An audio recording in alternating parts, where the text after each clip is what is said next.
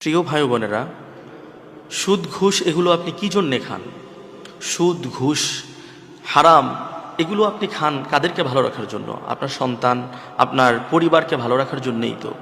আপনি সুদ ঘুষ খেয়ে কবরে খাবেন বাস, আর আপনার সন্তান, আপনার পরিবার তারা এই টাকাগুলো খেয়ে তারা দুনিয়াতে খাবে হাঁস।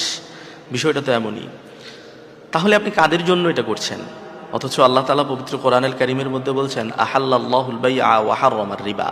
আল্লাহ সুদকে হারাম করেছেন, ঘুষকে আল্লাহ তাআলা হারাম করেছেন, ব্যবসাকে আল্লাহ রাব্বুল আলামিন হালাল করেছেন। তাহলে আপনি হালাল বাদ দিয়ে হারাম খাচ্ছেন যেই পরিবারকে ভালো রাখার জন্য, যেই সন্তানদেরকে ভালো রাখার জন্য।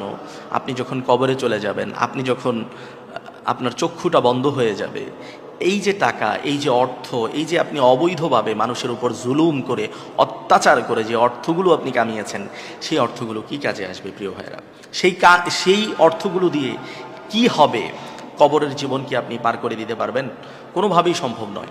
এজন্য আপনাকে এখনই সিদ্ধান্ত নিতে হবে। Decision in yours. সিদ্ধান্ত আপনার। আপনি হারাম খাবেন যাদের জন্য, তারা কখনো আপনার কবরে যাবে না আপনার জন্য। আপনার কবরে আপনাকেই যেতে হবে। কিয়ামতের ময়দানে আপনি যখন উঠবেন, হাসরের ময়দানে যখন আপনি উঠবেন, তখন তারা আপনার বুকে পাড়া দিয়ে দিয়ে জাহান্নামে যাবে। তারা আপনার বুকে পাড়া দিয়ে দিয়ে জাহান্নামে যাবে।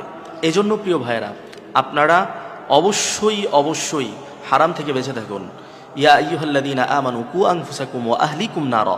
আল্লাহ তাআলা বলছেন, তোমরা নিজেরা হারাম থেকে বাঁচো, তোমরা নিজেরা জাহান্নামের আগুন থেকে বাঁচো, তোমাদের আহাল পরিবার যারা আছে তাদেরকে জাহান্নামের আগুন থেকে তোমরা বাঁচাও।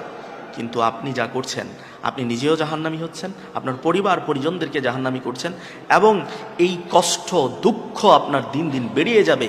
কিয়ামতের ময়দানে যখন মানুষের সামনে আপনাকে শুইয়ে দেওয়া হবে, মানুষের সামনে তারা আপনার বুকে পাড়া দিয়ে দিয়ে জাহান্নামে যাবে, এর চাইতে বড় লাঞ্ছনা, এর চাইতে বড় কষ্ট আর কি হতে পারে?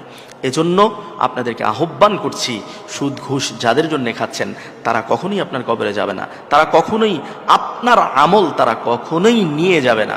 এজন্য নিজেকে সতর্ক করুন, নিজেকে পরিবর্তন করুন, নিজে সতর্ক হন, পরিবারকে সতর্ক করুন এবং আল্লাহর দিকে ফিরে আসুন।